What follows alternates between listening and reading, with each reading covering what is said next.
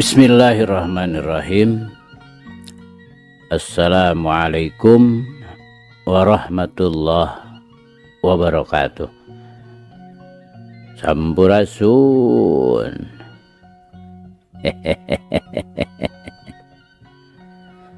Damang kanca. Tepang deui kanca sareng Abah Awi. Rauh Kang Kepin. Mangga urang keureuh, urang padar, urang lajengkeun deui. Muga wae ieu carita janten bahan kanggo urang nggoni ngeusian kahirupan dunya anu saena atuh urang anggo ku urang anu awona urang tebihan. Sok kanca madep kum ka kanca Abah wargi-wargi Abah sakuliah dunya. Nyanggakeun Gumilar yasana Bapak S. Sukandar.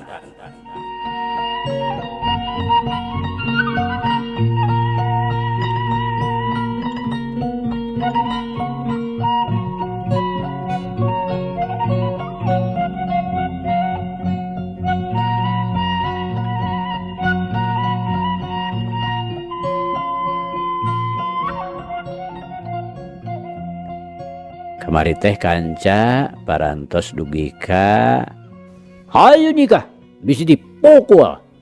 Si babah molotot bari ngulangkeun eloanana.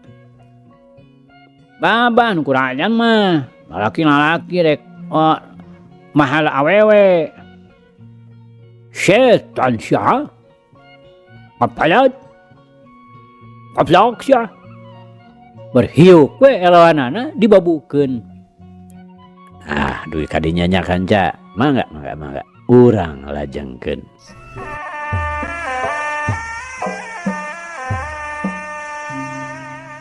Kanca dangu sadayana. Gumilar nu memang geus ngawasa ilmu maen po warahan kolot-kolotna. Ngan sakitep luncat ka gigir. Hiuk deh panegeul datangna nyempong. Kalawan lucu bari manis pisan, Gumilar melenting pok sae ka tukang. Bari noker paneunggeulna. Dina datangna deui paneunggeul anu rek ngababu. Gumilar ngalalepkeun awakna, saterusna ngayapak dina gaya hayam nyingkahan panyamber alap-alap. Terus nerobos kana palangkakan si babah moncor ka tukang. Wanaw! Kihat! Si babah nyekelan ge molanana. Dumeh ngarsa seueuh dijenggut. Kanca dangu sadayana babaturanana barang nyeung Gumilar dihanca diteunggelan ku si babah santung. Ting barbet lalumpatan bebeja ka kolot-kolotna. Kiparta kabeneran keur ka Garut ngajual bako. Nu aya teh Nyi Asmi. Harita keur ngagerek-gerek moe pare. Bibi. Jana gelut bi. Ceuk musa urang bebeja. Haruah hareh. Piraku jeung saha? Nya Asmi kaget lantaran anakna mah tara pasea. Jeung babah Pinring bibi, tu diburuan bi Umi. Jeung babah Pinring. Piraku asana teh? Nya Asmi bari kewer samping barbat we lumpat. Sabrehan ge tetela anakna keur luncatan nyingkahan paneunggeul si babah. Atuh seak we Nya Asmi balik deui ka imah. Ngarawel calana pangsi anu salakina tina sasampayan. Parasot rape calana teh dipake reketek dibeubeurang. Gajleng. Manehna tuturubun muru kaburuan bi Umi nyampeurkeun anakna. Mantong jeung budak sia. Jeung aing lamana sia mah cina loreng. Ceuk Nya Asmi bari luncat ka hareupeun si babah. Rawak we kana eloan. Dikenyang satakerna. Bolonyon we. Lesot tina leungeunna. Beletok we dipotongkeun. Harita teh kanca Tatangga-tatanggana awewe lalaki memang keur ngarumpul. Lain carek narulungan ka Gumilar. Ngan kabeh oge pada ngarasa lucu ku polahna Gumilar dina enggoning nakis paneungeul si Babah Totol. Anu sok sanajan budak keneh, tapi gerakna lingas pisan. Sakitu si Babah totowohan. Tapi Gumilar teu kabeunangan. Kalahkah si Babah teh kesangna ngaragajag masihan beungeut. Ada ala halam jada sia. Walang watu lilusa sia. Eta eloang aing dipotongkeun. Sapa sia tah halam jada. Si Babah ngagorowok. Barang mireungeuh aya awewe singset di calana pangsi. Newak eloanana malah dipotongkeun pisan. Sia deuleun haram jadah mah. Ngelawan budak. Aing ya sang hareupan indungna. Ya mun nya si lalaki. Nya Asmi medengkreng mulak cangkeng dina sikep nangtang lawan. Eueur mah nafsu geus ngagugudug amarah teu kawadahan.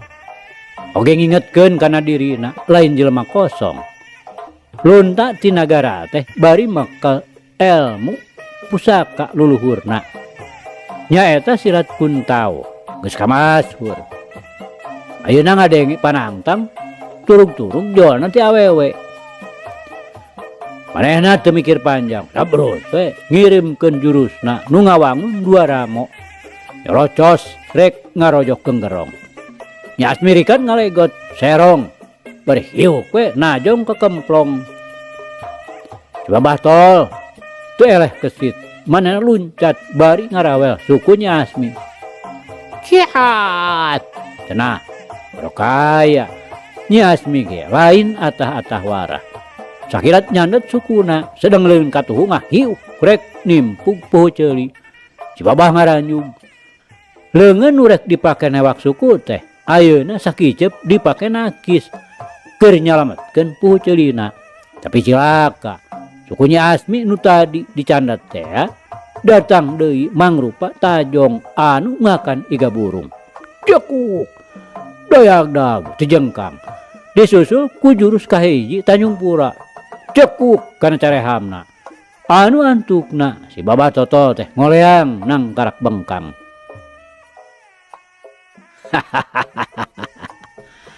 Gigibrig Babah. Lain laworakeun deuleu urang Cigasti mah. Cacakan kakara ngalawan awewe. Geus ti jurah roh. Ceuk Mang Endi bari nya kakak ngemprakan. Korejat si Babah hudang. Kanyeri teu dirasa. Kalindih ku rasa wirang nu pohara. Saumur nyuhun huluna kakara harita manehna make ragrag malah ku awewe pisan. Kulantaran amarahna teu kawadahan si Babah leungit temah wadina. Sabrut teh we narajang ngipratkeun leungeunna kana beungeut Nya Asmi. Nya Asmi jingkrak ka tukang bari teu malas nanaon dina gerakan hap-hapindah. Mireungeuh kipratanana gagal. Si Babah ngahiuk notog beuteung ku 2 ramo katuhuna. Sedeng ramo leungeun kencana nyilang hareupeun dada. Nu maksudna lamun leungeun katuhuna gagal nu kenca pasti bakal nuluykeun hanca nyolok mata. Tapi Nya Asmi nu memang geus ngarti kana gerak tipu nu bakal dijalankeun ku musuhna. Bari jingkrak Nya Asmi neungeul pigelang musuh. Sarta sakilat gentak we nyerong pikeun nyalametkeun dirina tina serangan leungeun kenca si Babah. Si Babah ngarasa yen panarajang-panarajangna mimiti gagal. Oge mireungeuh musuhna leungit. Sakicep manehna gilirkeun awakna malik ka Nya Asmi. Syet. Ramo-ramona ngahiuk rek ngarojokkeun gerong. Jedong. Nya Asmi luncat, hiuk di ramo kencana rek ngalamata. Jedong deui. Nya Asmi luncat serong. Tapi cilaka sukuna ti palitek. Nu satuluyna ngajengkang teu bisa nahan kasaimbangan. Bak we nang karak bengkang. Atuh teu talangke deui. Barang neuleuh musuhna nang karak bengkang, si Babah dir dina hatena bakal nguntungkeun pikeun dirina. Bari ngagerong ngaluarkeun sora nu batak sentar hate. Si babah ngarontok dina gaya macan ngrekeb kijang. Sakur nu nyaraksian kabeh eueuh nu teu ngaranjug. Bari ngagorowok reuwas barang mireung adegan nu pikapaureun. Da geus pasti deui Nya Asmi bakal binasa sakurang-kurangna pasiksak mah kudu digasak ku si babah. Hal ieu ku Nya Asmi sorangan ge geus kajudi. Kumaha pibalu kareunana mun manehna teu bisa nyalametkeun dirina tina bahaya paeh nu geus nyantong. Sakilat manehna ngarobah posisi dirina dina gerakan tipu maung nangkarak.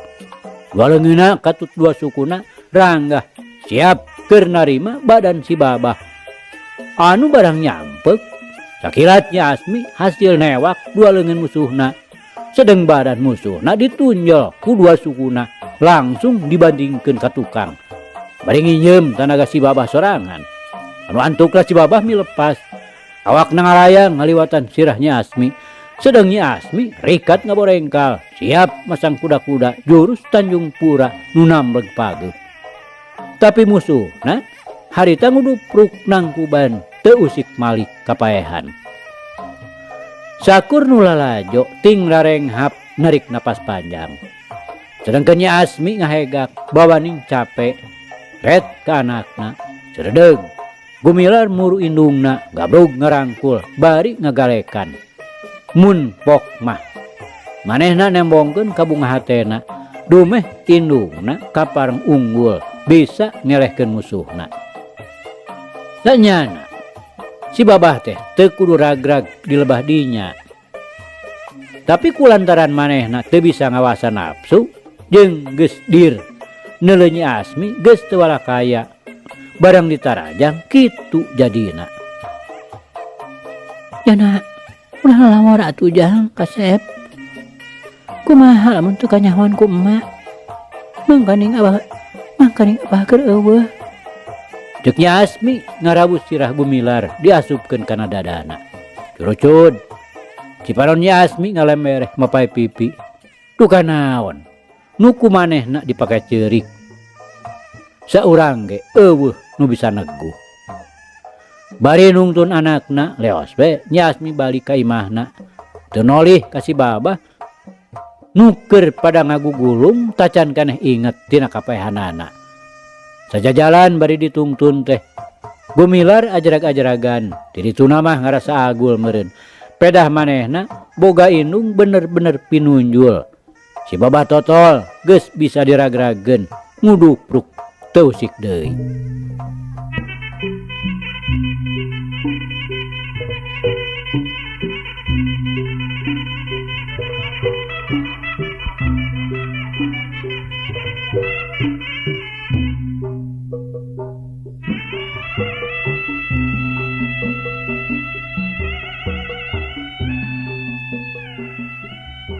Kanca dangu sadayana poe kacida moreretna. Panasna meninapel karasana kana kulit teu beda we direrab ku seuneu. Manuk-manuk nu biasana haliber tingkalayang keur arulin atawa neangan kahakanan. Harita mah areentep dina iuh-iuh dangdaunan. Nyalindungkeun dirina tina sinar mata poe mangsa manceran. Gumilar kakarajut turun kaluar ti imahna bari ngajingjing sumpit. Mangsa kieu teh sok loba manuk ti kukur ngadon ngariuhan dina tangkal muncang di kebon bapana peuntaseun jalan rondaan. Kakara gelol manehna kaluar ti lembur rek meuntas jalan desa. Red kabelah kenca mireungeuh hiji lalaki kolot saumur jeung akina. Diuk dina kuta handapeun tangkal johar kawasna keur ngiuhan. Sabrehan oge apal yen eta jelema teh lain urang dinya. Pasti urang lembur sejen nu keur nyanyabaan. Eureun heula ngiuhan lantaran panas. Tadi nama Gumilar teh rek terus mentas kebat ka kebon bapana. Ngan si lalaki kolot ngalieu ka manehna bari ngagupayan. Adieu Ujang, sagedeung. Pokna bari tetep dina kuta. Kroyong, Gumilar nyampeurkeun teu rego saperti karereanana barudak kampung anu biasana darusunaker. Manehna mah sonagar pisan, taya semu-semu dusun meledug jauh ka bedug. Et naon Pak? Gumilar nanya bari ngajanteng hareupeunana. Lain, di mana di dieu nu aya pancuran? Lalaki kolot malik nanya. Arek mandi bapak teh? Gumilar ngajawabna ku pananya deui. Hayang nginum Jang. Hanaang bapak teh. Tembalna terus terang. Ya atuh di ditu we bapak, di imah abah. Cain teh loba. Gumilar nawaran bari mencerong ka lalaki kolot teh. Kawas nu karunyaeun. Hera Jang. Cai pancuran wes. Ieu sakadar keur masahan ti koro, ulah gering teuing. Tembal lalaki kolot bari neuteup ka Gumilar kayungyun. Nya ari era mah kekujana atunya urang pangwawakeun ka dieu. Gumilar nikukur. Sot sumpit jeung paserna diteundeun teu jauh ti si lalaki. Deregdeg bae lumpat ka imahna. Pun cengis datang deui bari mawacai enteh dina bekong. Alah nah aya bager-bager teuing. Duh nuhun atuh Jang. Si lalaki teh bari nampanan bekong. Regot diinum. Bangun nikmateun naker. Aduh. Nikmat Jang. Jana ngaran teh. Bari sok neundeun bekong sarta neges-neges Gumilar. Nya bapak. Tembal Gumilar bari ngarongkong sumpit ku leungeun kenca. Breh ku si lalaki katempo. Cingir Gumilar buntung sapotong sabuku. Namanya saruan haker. Cingir Jangjana jeung cingir bapak. Nganu bapak mah buntung pisan. Ceuk si lalaki kolot nu tayalian nyaeta Mangsal Hapi bapana Asmita. Nya aki tegasna Gumilar. Nya we nya. Jeung pada kenca deui buntung ti tadi teh Pak. Da jana mah ceuk emak buntung bakat cenah. Gumilar neges-neges ramo kenca Mangsal Hapi nu eueuh cingiran. Kakak dek jalu. Ubah heula waktu bapak keur ngora. Tembal Mangsal Hapi bari neuteub beungeut Gumilar. Teu pupugu. Hatena teh jojol rei we aya rasa nyaah jeung deudeuh ka budak teh. Cacakan kakaragok panggih matak tibelat lamun ninggalkeun. Ku kitu teh mah teu matak heran da puguh incu sorangan.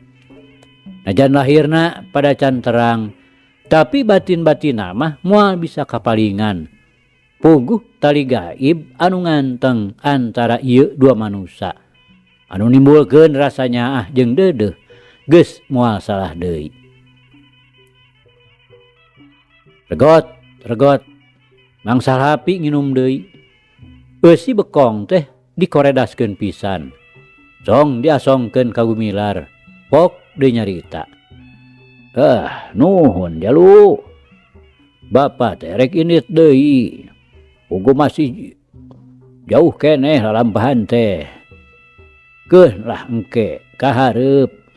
Sugan diparengkeun bisa panggih deui. Da moal hese neangan. Da masing-masing pan aya cirina. Jung Mangsal Hapi nangtung. Sabada neuteub Gumilar bari ngusapan sirahna. Mangsal hapiin di tidinya bari liek deui ngareretan ka tukang bangun ti belat. Atuh gumilarnya kitu keneh. Satungtung mangsal hapi tembong mah manehna ngawaskeun nepi kalesna dina pudunan.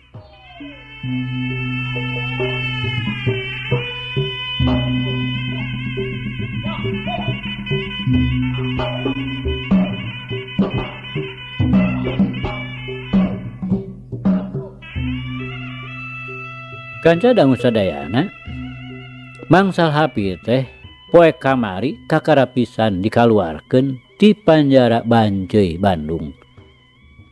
Waktu baheula manehanana ditangkep kalawan parentah nu kawasa harita. Dina diasupkeunana ka penjara Garut sama sakali teu dibarengan ku proses verbal atawa ponis anu nangtukeun kasalahanana jeung hukumanana. Tapi diasupkeun kitu we lantaran parentah langsung papayung nagara anu boga wewenang pamarentah penjajahan mangsa harita.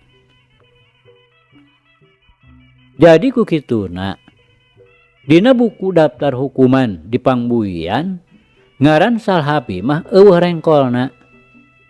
Waktu aya sababaraha urang hukuman nu dipindahkeun ka penjara Banceuy Bandung, Mang Salhapi disana milu.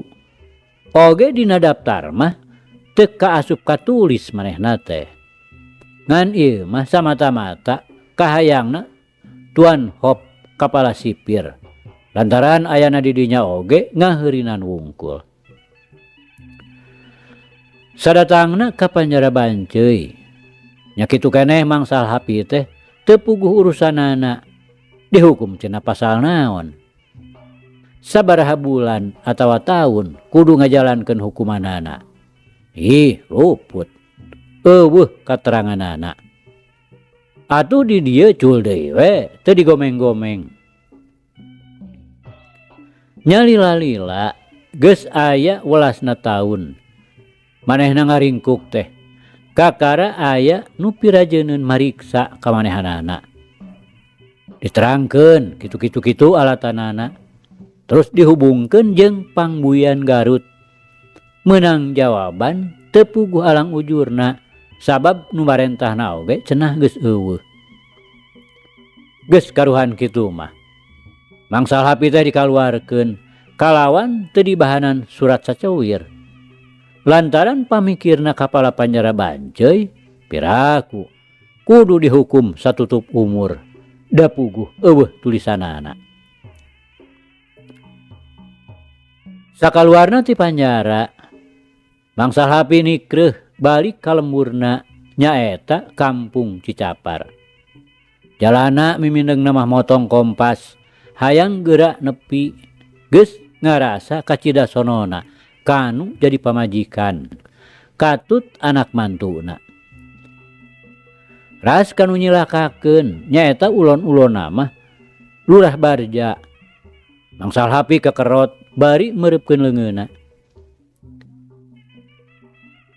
Kanca dangu. Jauh mau burung cunduk, anggang mau burung datang. Wanci isa Mang Salhapi geus nepi kanu dijugjug. Kasampak teh imahna dikunci. Cakuem ti iseun, kawas geus lila ditinggalkeun. Jukut diburuan ngajejemrung.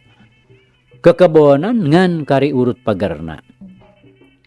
Ret manehna kana tangka kalapa kacipta keneh dina ingetanana keur waktu baheula nangkod bari wer-weran kiih nepi ka terus direrejang dijieun babandan. Nya bae nafsu kalurah kahudang deui.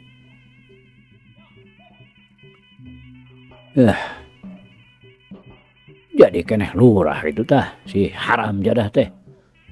Ceuk gerentes hatena bari luak liuk sugan aya nu ngulamprang pikeun tatanya.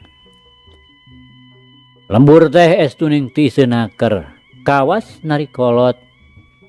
Ongko harita teh wanci isa jalma-jalma kacarai warudu rek salat isya pantes eueuh nu tembong. Turug-turug imah sisi jalan. Da nu rada gegek mah di tengah lembur. Ras bangsal hapi inget ka Paehon minangka kokolot lembur Cicapar. Leos bae indit maksudna rek nanyakeun pamajikanana katut anak minantuna.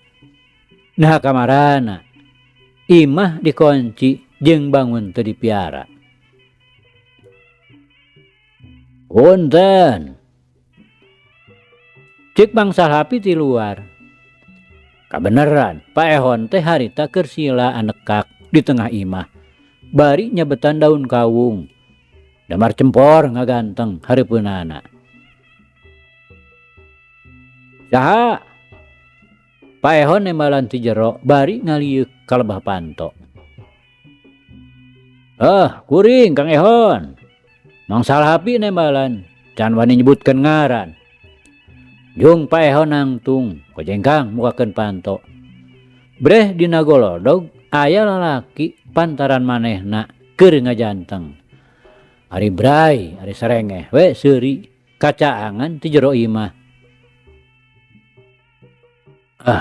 Saha? Paehon asa-asa. Kuring, Salhapi.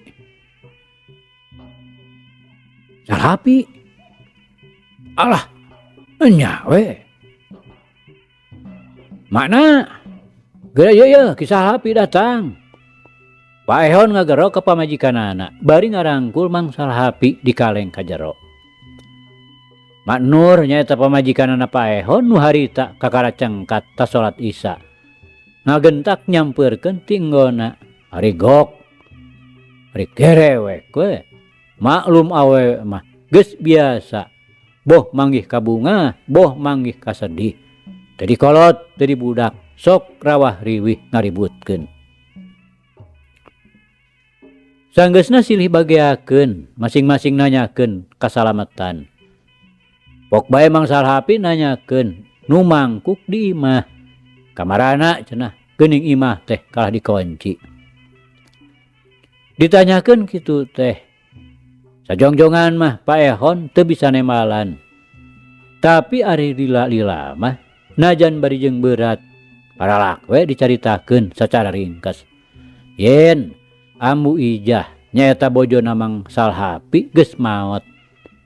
Asmita dibui atuh Nyi Esih katut anakna jang gumilar ngiles duka kamana.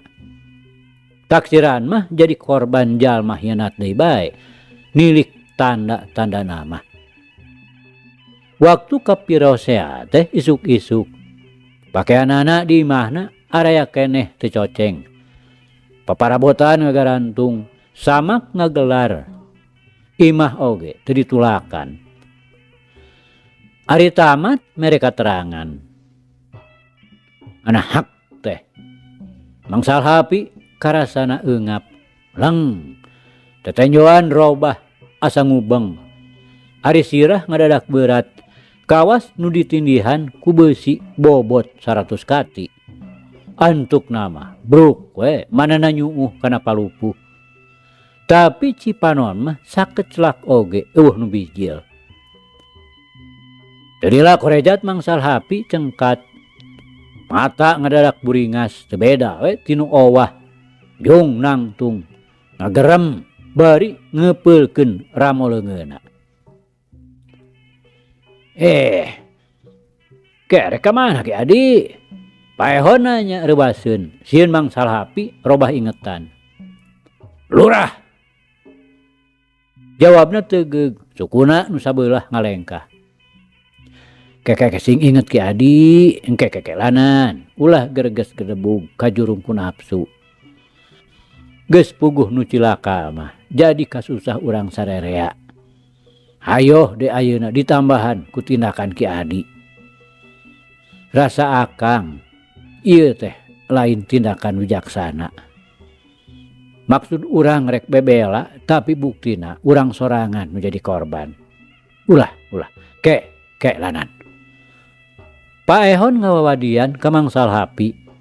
Lantaran ku Paehon geus kajudi. Tindakan naon nu ayeuna rek dilakukeun ku Mang Salhapi.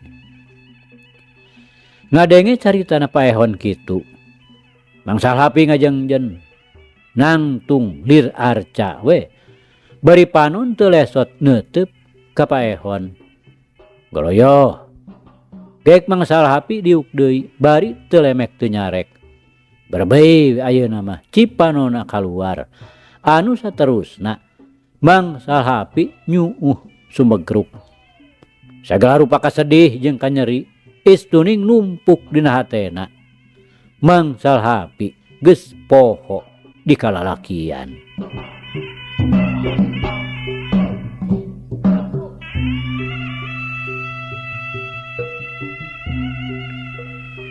Kanca daun sadayana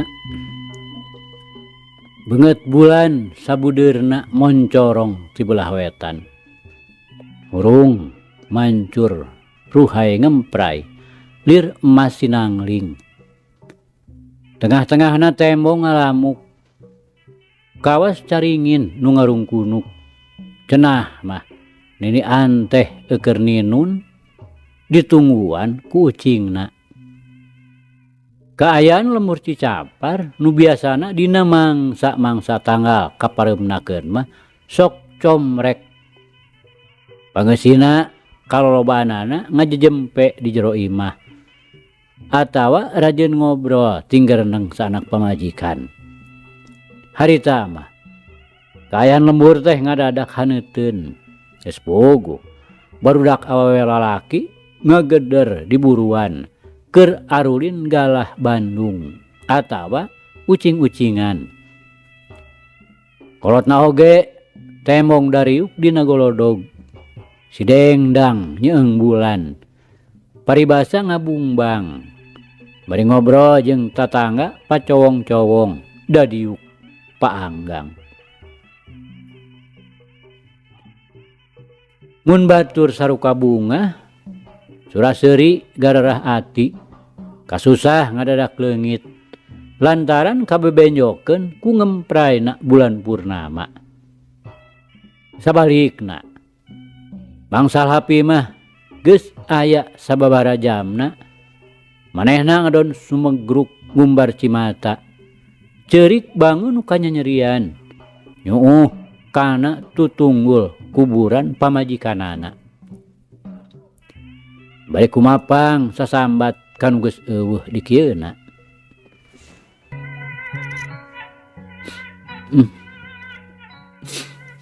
Unah teu sangka bet miheulaan ninggalkeun kami nyeri unah kami teh nyeri teu bisa mulasara teu bisa nungkulan geus puguh maneh mah deui unah aya kuburanana tapi unah anak urang Ki Asmita Nyi Esi malah cenah jeung budakna nyaeta incu urang ena teh unah teh kamarana unah geuning dunya teh palsu maneh mah geus pungguh geus bebas tina katunggaran hirup moal pinanggih deui jeung kapalsuan hirup sedang kami mah masih keneh kumalayang masih kumalandang di alam dunya masih keneh kudu nyaksian segala rupa kapalsuan dunya anu dibungkus ku kecap-kecap anu arenda kadengena bangsal hapi sorana maniles-lesan dengan apageuh muntangan tutunggul kuburan ari ku kitu teh mah kumaha teu rek nyerina atuh mang tahun-tahun ngarandapan kasangsaraan di pangberokan ari balik ka imah saurang ge eueuh nu kasampak pamajikan maot anak dibui sedang minantu jeung incuna tepuguh losna. Ongkoh kanu jadi incu mah tacan mireungeuh beungeut-beungeutna acan. Lahirna teh waktu manehna di pangbuian.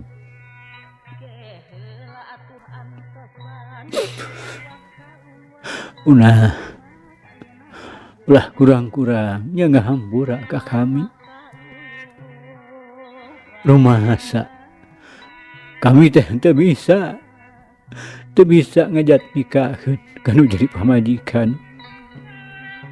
Lain teu nyaah. Nah, nasib urang unah batan sakieu kamaklum kumaneh oge. Sarta karasa kumaha kanyah kami. Sanajan bari henteu reujeng brona oge. Munah senang maneh mah anu gesah ti dunya. Sedang kami anu masih keneh hirup. Munah hirup teh teu leuwih senang tibatan maot.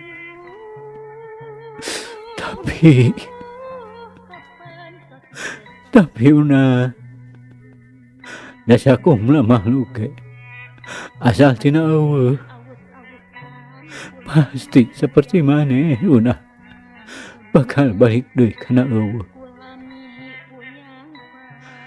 Kami oge anu geus sakieu kakolotanana. Mun geus mangsana pasti bakal nuturkeun maneh unah. Mangsal hapi teu eureun-eureun sasambat. Bari teu weleh ngurubutkeun si panon.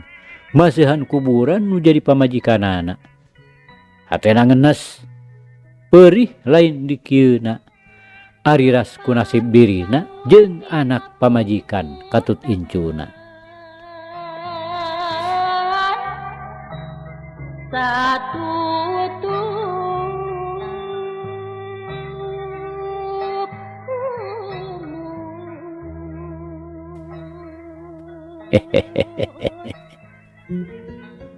Aduh kanca cak. Ieu carita urang pungkas heula kanca nya. Insyaallah enjing jaga ninggeto. Ieu hanca urang lajengkeun deui. Muga urang aya dina kasehatan bari aya dina widi Gusti masih kena dipaparinan yuswa. Atur nuhun kanca. Atur nuhun. Ieu carita urang tunda di hanjuang siang teunden di handeuleum sieum. Paragi nyokot ninggalkeun mangsa datang sampeur deui. Hatur nuhun. Hapunten. Wabillahi taufiq wal hidayah. Wassalamualaikum warahmatullahi wabarakatuh.